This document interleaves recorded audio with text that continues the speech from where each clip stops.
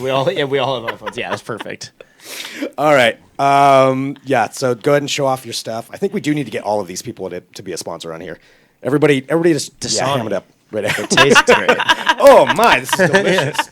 Delicious as a pout. No, I'm not going to give them free Honesty, sponsorship. density, They don't need it. Yerba mate. They don't need it. All right. Yeah. All right. That's enough of the combos. All right. Hello, everyone. This is Trends with Benefits, our weekly podcast and live stream where we talk about the trending topics of the day in a roundtable fashion. I'm your host, Greg Nibbler. We got a bunch of things that we're going to get to today. Talking about some Facebook issues that are happening. We're going to go over Google Home versus Amazon Echo. We're going to talk about how you can fight mosquito bites, which that's just a story that I want to talk about. But more importantly, we're going to talk about PlayStation VR and also get to the Samsung news.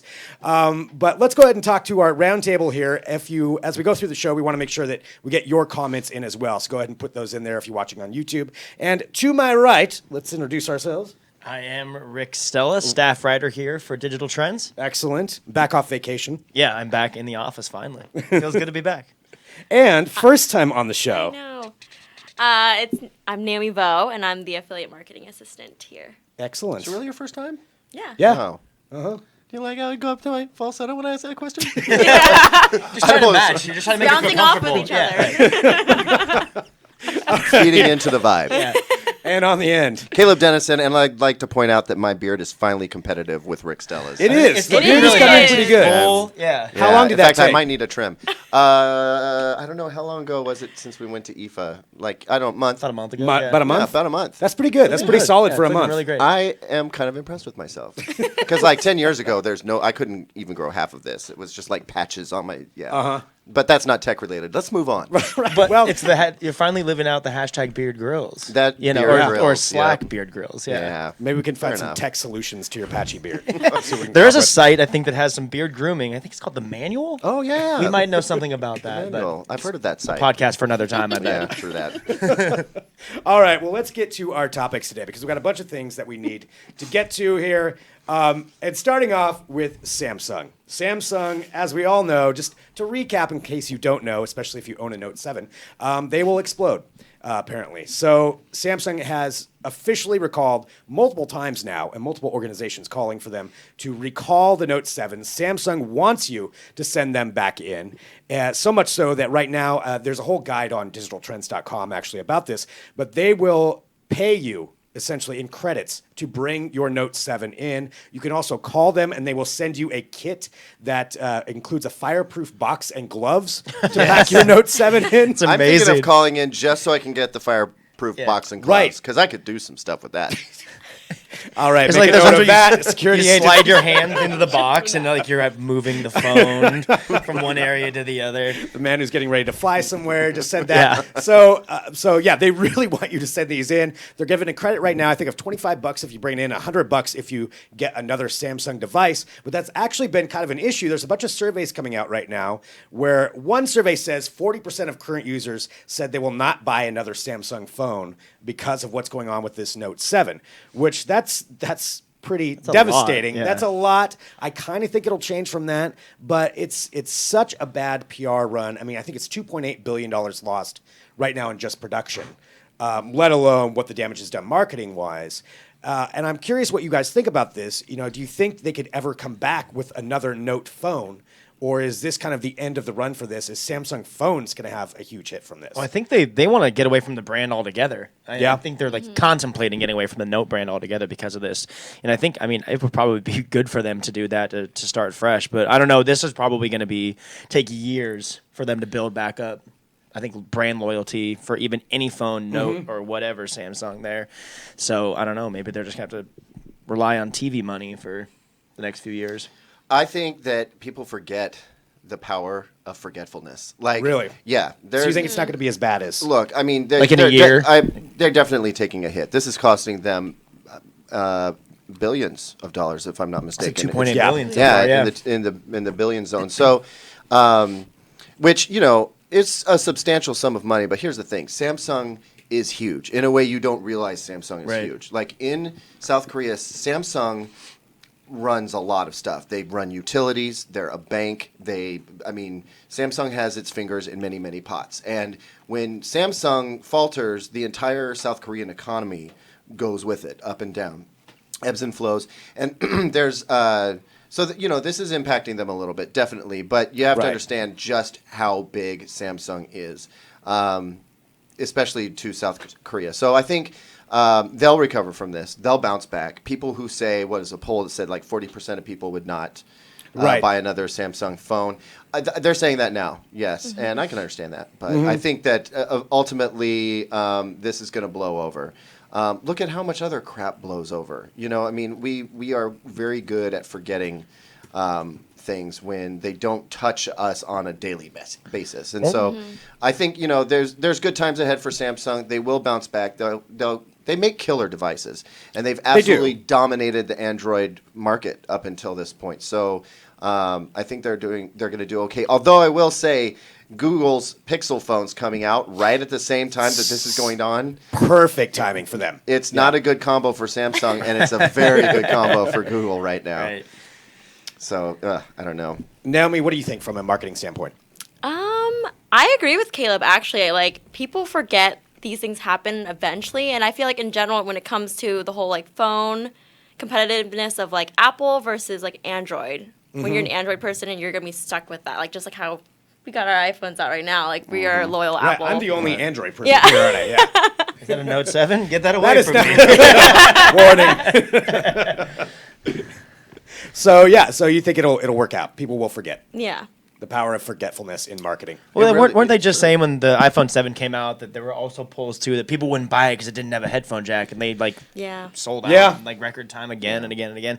So people will forget, or they just won't care. Like there's something else. He said there's a lot of people that don't want to turn theirs in. Yeah, that's true. I mean, they're having such an issue with it. They're having to bribe people to turn them in because they know there's so many of them out there. And either I don't know how you couldn't know about it if you have a Note 7. Right. I mean, obviously you have to be somewhat technically savvy because you have the newest phone. Surely you've heard of it.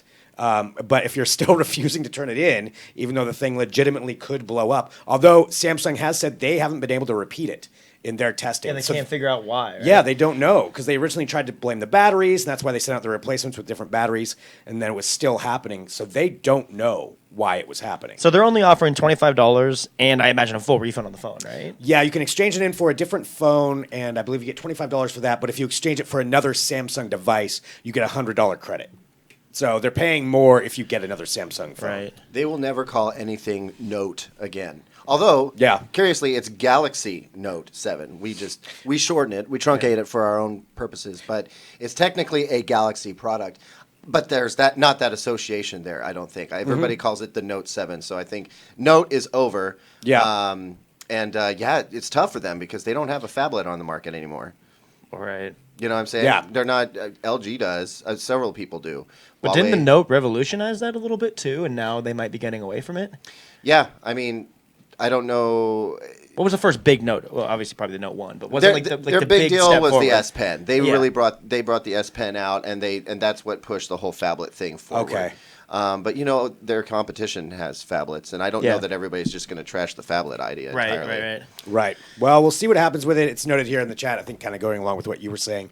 Kasim said there have been iPhones and Sony phones that have exploded in the past, and people have gotten over it. So sure, I don't know to this extent. Not like this, yeah. But you're right, yeah. Not but to where not it's at this banned level, from right. planes. So is it Yeah. officially banned from planes now? Oh yeah, Yeah. I was on a flight It's last on the week, and they box. said to turn them off. Well, and no, not if even they say stow turn them too. off and stow, but what I'm saying is, are they summarily banned from coming on board the plane? I I don't think it was the on FAA board. has Yeah. gone that far yet, but they need to, right? I'm not entirely sure if they've officially done that yet or not, but I wouldn't be surprised if that starts happening. I think they actually prefer you have it on you and not in your luggage under the plane. So Yeah. burn yourself and not everybody your fellow else. passenger. Well, they can stop that then, but if it's under the plane, then you're That's true.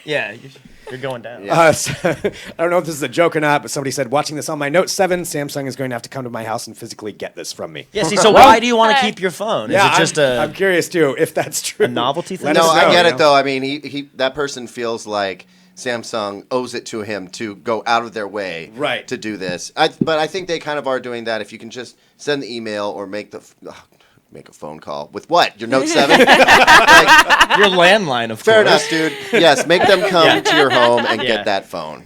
out of your cold, dead hands or hot, burning hands, whatever the case may be. All right, well, there we go. That's some news on Samsung. So let us know what you think about that if you have any comments. We got to move on to some of our other topics, though, and that has to do with the other big thing that's happening today, which is PlayStation's VR set is, I believe, shipping today. And we've had somebody here at Digital Trends who had their hands on it. He's not here in this office. But I've been reading the review that he put up on it, and it's really glowing. He is really excited about it. And I think, we've talked about the PlayStation VR on here before, and I'm curious what people watching think if you're going to go out and get this or wait till the new PlayStation Pro comes out. But I think this really is the way to get VR to the masses, and PlayStation is coming in at just the right time. Everybody's starting to get used to the idea, but most people aren't going to go out and buy a Rift or a Vive. I mean, that's a heavy entry point to get into. But if you have a PlayStation, $400, you're in there with VR. They've already got a ton of content that you can use. You're used to your PlayStation already. It's a great idea for them, marketing-wise, and getting in there. To me, I think this is going to be a huge thing, especially in, I look at group settings, because if $400, you look at a college campus or something, that's something easy to get in and get in people's minds. If you already VR. have the PS4. If you have a PS4. Yeah. But there's Which a is lot of people that PS4s out do, there. right? Yeah. And not a lot of people that have the computers that can run the other VR. Yeah, I think. Yeah, because that's a heavy entry. But it's a point. different kind of VR, isn't it? This is really just gaming with goggles, isn't it? Or is there more to it than that? Kind of. I mean, obviously, I haven't had my hands on it. Naomi, haven't had my did you have hands on something? I haven't had no. Okay. It's in our New York office right now, so we've all yet to even play it. But I feel like you said, the reviews, at least the early hands-on that we had, were glowing. And content creators are definitely going to want to go to that because you can get it out to so many more people by going that route. And plus, if you're already developing for Vive and Oculus, you can probably scale it to a PS4. To me, it's enough to where I'm actually considering buying this. Are you going to try it first, though? I will probably try it first. Yeah, Get I'm mine sure there'll down be at Big Best Box somewhere. store. And put that, because it's gonna be so gnarly to put that on that everyone else has been using. Oh man, bring your Purell or your whatever. Safety strip. Yeah. Sanitary strip. Yeah. But I mean, I think it's a great idea that they're doing. One of the things that they have had that might encourage a little more interactivity with it is on the television, it reflects what the person with VR is watching, so you can kind of make it a more interactive experience, I guess, with other people. Although People are just sitting there, just okay. You're still watching somebody else play a video game, which is kind of boring. But for some people, that's awesome. Get ready for the prank videos on YouTube, by the way. This is coming. Videos. Oh, videos Oh with yeah, people. well, you got the one person sitting there with the VR goggles on playing the game, and they're in a racing game or something like that. And maybe they're supposedly getting splashed with water, and you actually douse them with a bucket of water or some crap like that. I look. If we have I was, videos of that happening here. Yeah, exactly. Shoot Which is Brad why, with darts. which is exactly why it's going to start happening, and we're going to start seeing YouTube videos about it. Mark my words, it's only a matter of time. This is what's going to happen. I give it 2, maybe 3 weeks, and then we're going to start seeing a whole bunch. All right. Well, does this interest you guys? Would you buy a PlayStation VR? Is this? Yeah, I have it a enough PlayStation. interesting to where you would do an upgrade with this? Yeah, I'd at least like to try it. The thing with VR that's been a hard time with me is that I get motion sickness easy to do, with VR or 3D movies or any of that stuff. So I haven't been chomping at the bit to really jump in and try this. But I don't know. I would need to try it first. I've liked the VR stuff that I've played here, and it hasn't made me too sick to play it. So, but I agree with you that it's an easy entry point for them to get a lot of gamers that already have the system you need to play it. And it's a lower entry fee than spending closer to $1,000 for something to kind of build out your VR catalog. So, if I had a PS4, I'd probably go for it. Yeah. I'd make it a holiday gift to myself. But I just bought an Xbox One S. And, and I'm kind of shooting myself in the foot. I did it for my daughter who loves playing Minecraft, and they came out with a Minecraft bundle, and it was the best thing. Oh, God, I hate Minecraft. plus so 4K, right? Right, exactly, and it does 4K, Netflix and all that other stuff. It's handy to me for other reasons, plays Ultra HD Blu-rays and stuff like that. But so there's good reason to get it. But if I had to do it all over again, I might have gotten the PS4 and held off on the Xbox One S, and then seen what the VR was all about. Speaking of the holiday thing, I can imagine that this is going to just smash in the holidays. I bet it's gonna be it's huge. going to blow Dude, up. if in fact, I mean, you bring up a good point. If Sony's not prepared with enough stock to supply, they're going to miss out. You know, this is not a situation where you hold out on stock to generate more interest. You just let it go out there and flood out and make your money. Well, between this and the Nintendo box that's coming out, that Nintendo Retro kit, those two I think are going to be huge sellers. Yeah, definitely. Like, definitely over everything else. So there's the PlayStation VR news, and there's some other thing. This is another VR. This isn't going to be available for the public for a while, but I just found out about this today. So the creator of Atari, who is also the founder of Chuck E. Cheese. Of In course. case nobody knew that, just found that out today. Yeah, that's like a Jeopardy question. Yeah, you know. Yeah, there you go. There's your trivia for today. His name's Noah Bushnell. Founded Chuck E. Cheese and Atari, two more random companies I couldn't think of. But this guy is also now the founder of a virtual reality company called Modal. And what Modal plans to do is turn VR, and this has kind of been the goal of a lot of people, to turn it into more of an interactive thing, a group format. And they've got this system where they can follow and track up to 10 people in it says 900,000 square foot area. Now that's huge. And what they do in this demo that they show, they're on a football field and they've got two people. Ready. Wow. It's real cheesy, but I so want to do it. It's so you wear. They've got body tracking things on that you wear, so your hands and your feet and everything is tracked in this VR world. And they have two people standing probably 50 yards apart. And when they get into this VR world, they are throwing laser bolts and things at each other. Virtual ninja stars, Yeah, virtual, sure, laser ninja stars at each other. Yeah, and some guy doing a flip. Powering up. Oh. Right. But the video, it actually looks pretty fun. I mean, it's the dorkiest video you could possibly imagine, but still, if I was sure that nobody except for me and the people playing it saw me, I would definitely be into it. It's basically virtual, live action role play LARP parties. There it is. I shouldn't admit that I knew that. LARP. But yeah, it's but this system is pretty amazing. And right now they're looking at it for an industrial scale. So probably coming to I could see like a laser tag or something like that, or even places where you do paintball shooting. Right. Yeah, I think they have something like that. We had an episode like a long time ago, some of that in Australia, I think. We have a huge warehouse, and it's sort of like a laser tag type thing, but everyone's running around with VR headsets on. Right. And it's like there's multi-levels, or maybe there's not. You would fall off that. But there's like it's an entire big area where people could run around and sort of interact with each other. Similar to that, not one-on-one, but like a group setting thing where it's like a shooter. Yeah. And I think they have that. I believe it's in Australia.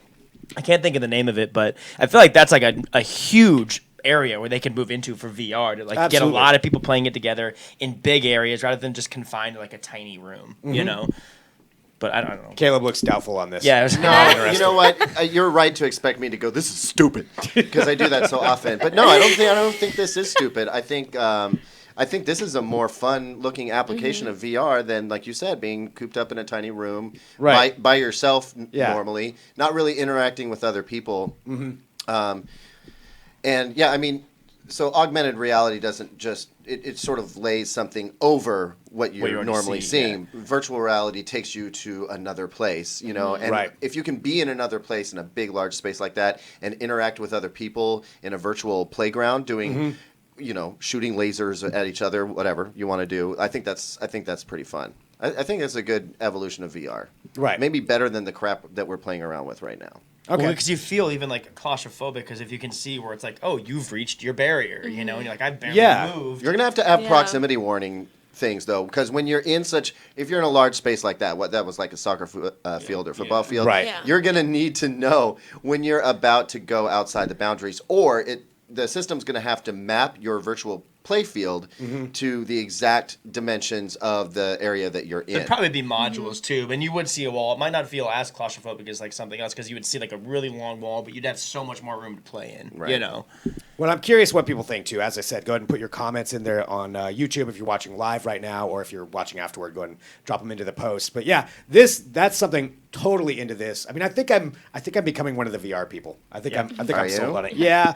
Yeah. Well, you kind of got started early with the Galaxy phone and the Gear VR, yeah. And the NCAA games and stuff. You were like watching, yeah. No, I'm in. Although even that Note 4 gets super hot. I can only use it for like 20 minutes. See, the handwriting was on the wall. Yeah, in hindsight. Now can I just ask a question though?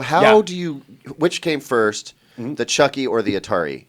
And also, how do you go from one to the other? I'm just really. Well, it's sort of because Chuck E. Cheese. I mean, Chuck E. Cheese had video games. Yeah, It has games. video games. What do you think he made the Atari? He's like, okay, now that I have all these video games, I'd like to see them distributed because Yeah. arcades aren't really a thing. Right. No, come on. What we Arcades were really already need a is thing. What we need is a Pizza Time theater with animatronics. An animatronic Creepy rat. animatronic. Yeah, creepy and a animatronics. mascot. Yeah. Can I just say, I actually went to Chuck E. Cheese for dinner on purpose. By yourself? With no other there was you no can edit birthday that out party. in post, There was but- no birthday party. No, I took my daughter for crying Okay, out all loud. right, of course. But a single guy in Chuck E. Cheese. usually you avoid that place unless you have to go there for a birthday party or something like Yeah. that. I caved, I went, and I wrecked that salad bar. Let me tell you, dude. I got down. They have the bacon bits. I was Like saying, how many Yeah. bacon the whole bits did you freaking bowl, man. Bacon bits and sunflower seeds, and I didn't even need the pizza. What was your highest skee ball score? What did you play? Oh, I don't remember, but I remember we got a fair amount of tickets. Yeah. That is the old man comment of this show. Man, that salad bar was so good. So many bacon bits. That's a good piece of fish. I like that there's still a few like old Chuck E. Cheese out and about. Was it still like There are. they seem pretty old too? Like, or was it Yeah, like they're pretty updated at old. all? No. It's a little on the dated side.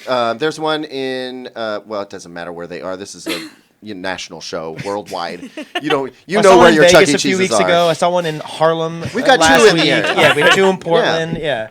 We've got two in the area. So they're still alive and well. This has been our Remember When segment right here. Yeah. sponsored by Chuck E. Cheese. Look how far we've come. Throwback That's all I'm trying to say. Thursday. Exactly. Yeah, It is.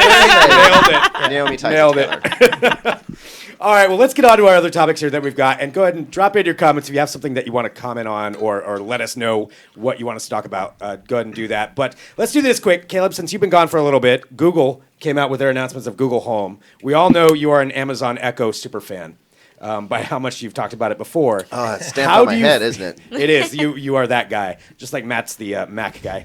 So, Yeah.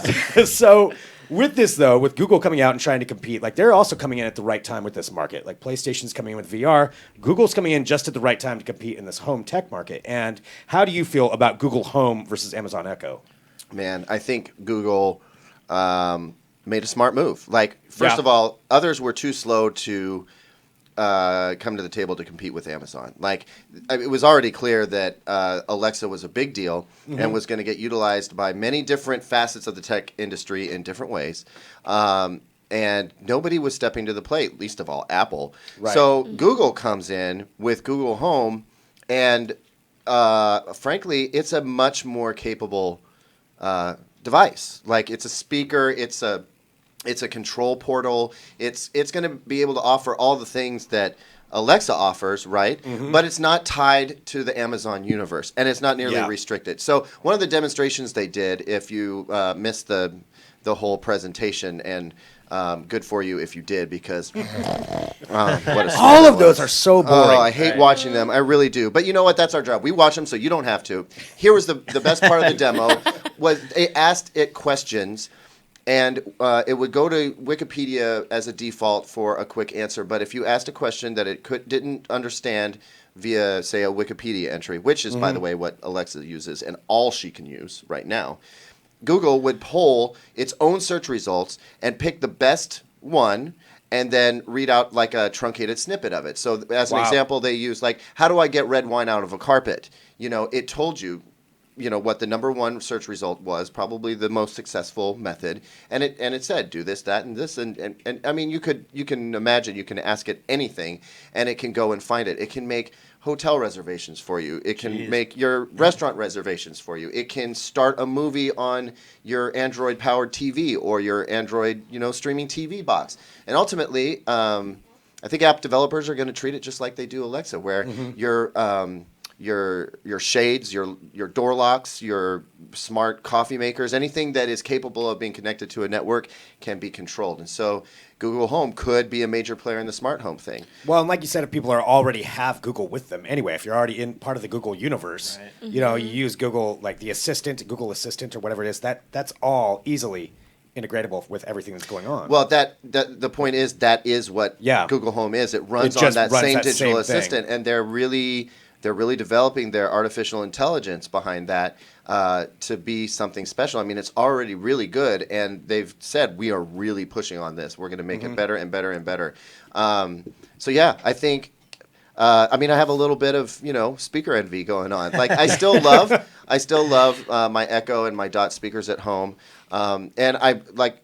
For those who may have missed it, I came back from the custom design and installation show where like the coolest smart home stuff is on display. Mm-hmm. Everybody was in bed with Amazon's Alexa, Crestron, Control 4, Savant. Like they're using Alexa as the voice control portion to pull off their nifty tricks. So they don't have to make it up themselves. They just use Amazon's Alexa, which stands a good chance of being in this person's house anyway. Right. So Google Home is coming. I think they're going to, the next year, same show, they're going to be the big name. You think so? Yeah, I definitely think so. What's the price on the speaker? I haven't the foggiest idea. Did they announce it, or are they just... I believe they're actually coming in cheaper. I would be surprised. Let me take a look here. Well, we'll double check that. Yeah. We'll double check that. They're coming in right now. It's 125. Looking about 125, 130 versus Amazon Echo 180. Yeah. Ish. So well, a little bit under the market. The new ones. The cool thing is, I mean, you don't have to get the Echo though. You can get the Tap, which is down around $100, I want to say. And honestly, they're probably going to be similar in sound quality. And then after you get past the sound quality, it does the same stuff. Right. Yeah. Mm-hmm. So I would say Amazon has more of a wider array of speakers, and I bet the Echo is going to sound a little bit bigger and more robust than the Home. This is the first time I've ever heard Google make a speaker. So and they didn't design that themselves. They farmed out some. But they've got the money to do that. Sure, no, they can pay somebody to make it, but that's why I'm going to hold off any other observations until we've actually used the thing. Listen to it. Is it fun to have in your home? Is it as easy and intuitive as Alexa is? Because it's hard to stump Alexa. You got to really be a cretin to do it. A couple of notes in the chat here. Mike says, going to go for Google over the Echo because Google has the grace ability to evolve and advance over time because they're trying to evolve AI, and I want to be a part of that. That's his opinion. Then Atlas here says the things that use Google Home are expensive. So I don't know. Right now, yeah, Right now. and that's true. But Google is being as open with their API as Amazon was, and I think that's going to drive the price down. I mean, it's brand new, Yeah, it'll come down in time. I get that though. Like it's a little expensive now, but I think it's going to go down really fast. Do we have one coming in, or is Jenny getting one? I believe we do. Yeah, and we're going to try and do a Google Home versus Amazon Echo video where we show you like with real examples what Alexa can and can't do and what Google Home can and can't do. Then talk about some of the other meaningful touch points. Yeah. Something to look forward to at digitaltrends.com. All right, we're starting to run low on time, so let's get to our other stories here. We're talking about Google and their AI. Facebook made an attempt to get rid of human curators of news for their trending side, which, there's a huge, not huge scandal, but they got a lot of flack a few weeks ago over possibly their people that they hired to curate the news for that segment, saying they were biased, and putting in, skewing the news in there. So they got rid of a whole bunch of people and started using their own algorithm. The problem is this algorithm cannot figure out what is real or fake news, which is why if you notice on there, you'll see some stories that just seem completely ridiculous, or maybe are, good headlines, but you start reading it and it's like, no, there's no way that's possible. That's because it is letting fake news leak through onto their trending news site because it can't tell the difference. Mm-hmm. And that's one of the big problems, I think, of letting AI decide what's most popular and trying to decide what is relevant and what's actual news. There's no real way it can do that. If the satire is well enough written, I don't know how you would be able to do that. I feel like it's like my Facebook friend or Onion articles. Yeah. I mean, obviously, you could probably tell, okay, the Onion, I don't put that one in there if they programmed it for that. But other fake websites. Yeah, there's so many Onion sites like that are out there. I have a lot of Facebook friends that'll just post stories like that. Oh, You yeah. need to be on Facebook trending. That's one of the best sites ever, by the way, is people who think Onion articles are real. Yeah, just right. with comments. It's This is great. ridiculous. But, Like, did you read it? Right. Do you know that site? But Naomi, what did you think about this? I know you had some thoughts on it. I thought it's interesting because isn't the whole trending thing based off of like how many shares and stuff there is? I think that's part of it. I don't know if shows they like a shares thing underneath each headline there too. But it's funny that it was still able to like squeeze through the algorithm, the advanced I algorithm. just feel like everybody on Facebook just believes everything. Right. Yeah. You know what I mean? Exactly. That's exactly right. Naomi is totally correct, and that's why they needed people there to be the firewall, right? To do that basic fact checking and make sure it wasn't BS, and going out there and circulating because I mean, yeah, it's true. Facebook people will buy anything, and if it makes it far enough, they will take it as truth, and that can be damaging. You know what I mean? Yeah. I know a lot of tech sites right now. Some of us here included are kind of like wringing their hands in glee because Facebook totally got what it deserved on this one. I think it was a really bad move to replace people with an algorithm. Yeah. When the algorithm wasn't ready. Imagine Even PR wise. Well, imagine if we ditched our social media department here with an algorithm. I mean, that would be just stupid. Yeah. Right? Well, you were saying that before they were handpicking the stories, which is what got them flack. And I think it might have just, what they need to do is just a different strategy. Like you said, they need to be the firewall. They need to be the auditors so that the algorithm can find stories, but these people can comb back through, find all the fake stuff, and then post what's real. Instead of handpicking them, you can have like the best of both worlds there. You don't need to fire everybody and employ a computer. You can have them be the last people to see what goes live to the site. Yeah. I know a lot of people were prognosticating this would happen, and I wonder if this is a case of a self-fulfilling prophecy. Can I speak? Holy crap. No, I mean, if people wanted it to happen bad enough, they'd kind of make it happen, wouldn't they? Sure. When they gamed the system until it happened. Yeah, there's all kinds of ways that people are gaming the system. Yeah, I right think now. somebody Definitely. Trolls will always find a way to troll. Like, I just don't think there's any way around that. Recognize troll. Yeah, right? Well, anyway, that's the problem that Facebook's having right now, so we'll see what happens with that. All right, we're running down, so I just want to talk about this last one because this is a story that gives me personal hope. If you are like me and mosquitoes eat you alive everywhere you go, I mean, this is why I can't go, like, I really want to go to South America. That's number one on my list right now.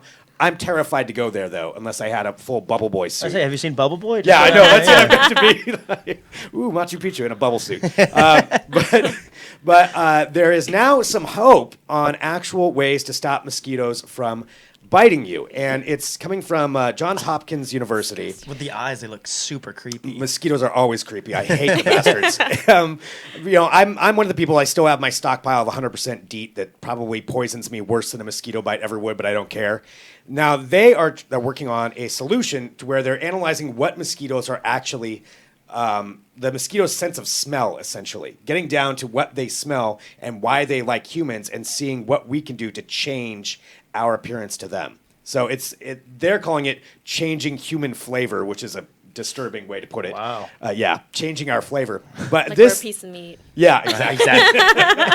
Not a piece of meat. But I am so excited about this advancement in technology. I don't know if anybody else is. Like Rick, you said, you we were get talking bit about up a lot. earlier. Yeah, like I said, when I was younger, it's not as bad now. It does still bug me, but when I was younger, I would just get eaten alive while my family would just be kicking back, roasted marshmallows, and I would be just the feeding ground for thousands of mosquitoes. So I'm all for changing my flavor. I don't have a problem getting bitten by mosquitoes, which is crazy because, I'm blonde and supposedly that's supposed to have something to do with your attractiveness to mosquitoes. But for whatever reason, it's you guys who are attracting the mosquitoes away from me that keeps me from getting bitten. So I kind of like the way the thing is now. You like the current system? Yeah. I do. I'd like to see it stay. No, I'm just hurt because we just taste better. That's all it comes down to, Caleb. Yeah, well, taste is relative. I mean, we are talking about mosquitoes here, but that's fair. I'm just upset that little supersonic pendant I bought doesn't actually work. Oh, I've got one of those. I've got the little bracelets. fan, the bracelet. Oh yeah, the candle. I've got pretty much everything that's ever been on the market. If off makes it, you own it, right? I own it, yeah, and it all sits there. I'm that guy, walking around with all of them on in the wizard. It doesn't do any good though. Yeah. No, that's 100% DEET's the only thing that actually kind of works, and it, I can't taste my lips when that happens, but I can't feel anything. I don't care. It's the closest I can get. But there we go. Some hope for people who are getting bit by mosquitoes. All right, I know we need to wrap up.